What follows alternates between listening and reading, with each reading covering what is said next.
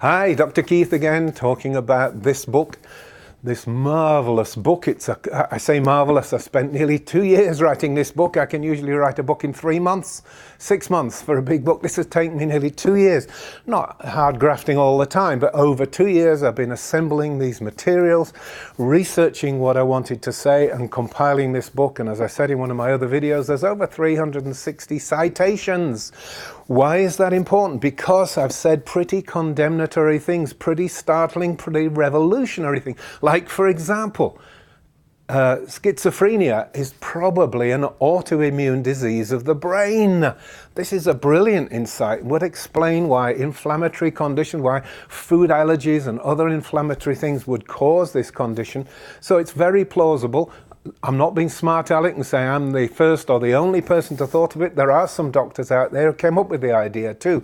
But when you say something completely startling and that's going to rock the psychiatric profession and the drug industry back on its heels, you've got to have credibility and backup. And I've gone to a lot of trouble.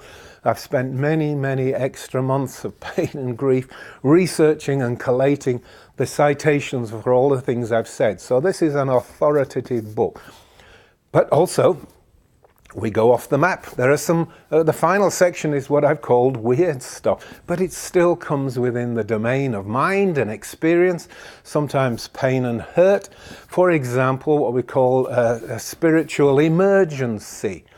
That means the person's going through some kind of mental or spiritual process that startles them and maybe even frightens them. You know, a colleague of mine, she's a health journalist, she's not a woo-woo particularly. Well, you know, maybe she's a little bit to the left, but she's not crazy. Found herself going through one of these emergencies where everything went transparent. She could see through her body. She levitated. Now, I don't know if you believe in levitation, but let me tell you, a doctor I know well, Dr. John Briffer in England, an MD, and he writes for newspapers, was present. You know, so it's not like a delusion or a hallucination. Listen, even if it was, it's valid. The point is it scared the wits out of her. At the same time, inspired her with the idea that it was a completely wonderful experience. I mean, if you can imagine transitioning from being just a body, you know, on a carbon dioxide mechanical engine into being a spiritual being, that could be pretty scary. And that's true for people who have out-of-body experiences, for example. You know, if they can see themselves from some way away, you'll learn some pretty startling things. One of the things is you don't see with your eyes. Your eyes are here, and you're looking at it from over there. So what do eyes have to do with the story? Well, of course, we're totally convinced our eyes are the only seeing organ, and if you lose them, you go blind, because this is what you're told. A kid can see all kinds of things in all kinds of dimensions, but it's hammered out of them by the adults because it can't be true. Science says it isn't true. Science doesn't know its ass from its elbow, but it makes pronouncements like this. Anyway, I was talking about what you might call the weird stuff. So, for example, there's possession, entity possession. I think the Catholic Church, a bit naughty here, they rather overplay it and dramatize it for their own interests. You know, it's a great way to listen. More people flooded to the Catholic Church after that terrible 1980s movie. What was it called? The Exorcist. William Peter Blatty's novel that was turned into this ghastly movie. Apparently it did a whole host of good to the Catholic Church for recruiting. But they play on this and they stir it up, and it's really naughty because a non-material being, no matter how nasty or evil its intentions might be, cannot influence the material unless you agree to it. So the patient has to agree that this entity has some power over them before it can do anything. Otherwise it's just some entity that's screaming abuse, and they often do. You know, I'm going to kill you, you're going to get cancer. They can really create quite nasty messages. But like any aggressive, nasty human, on the same lines, you would say, look, what is it you really want? Come on, tell me the story.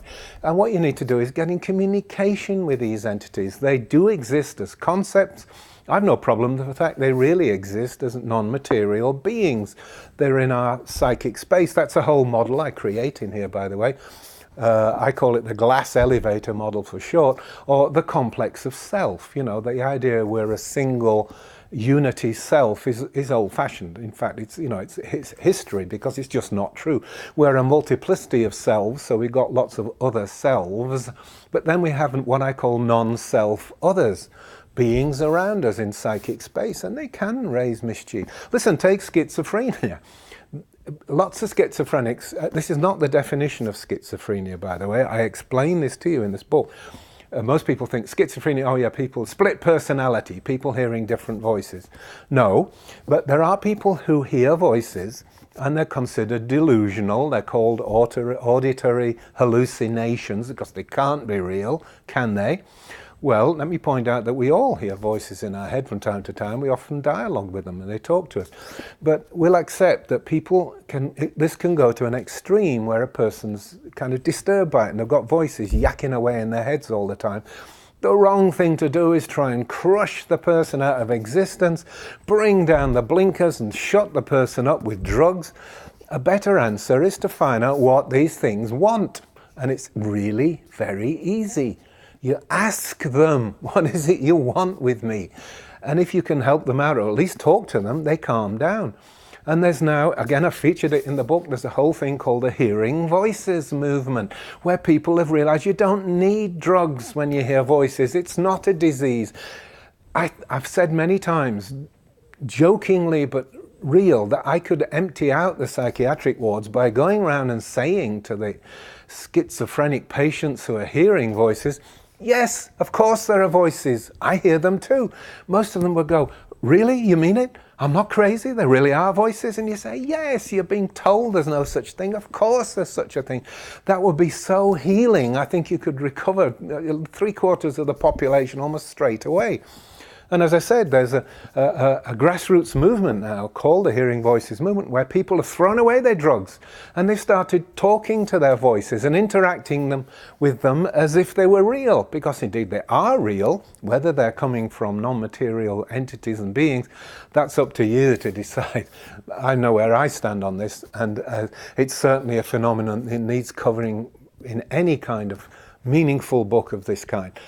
So there's good stuff. There's lots about psychiatry, lots about holistic healing methods, but we even have some unusual, slightly wacky stuff, a bit of woo. It's in there too, because it has to be. You can't just shrug that off and say to people, oh, if that's your idea, you're just crazy. There's no such thing. It doesn't exist. If you want things that don't exist, look into science, okay?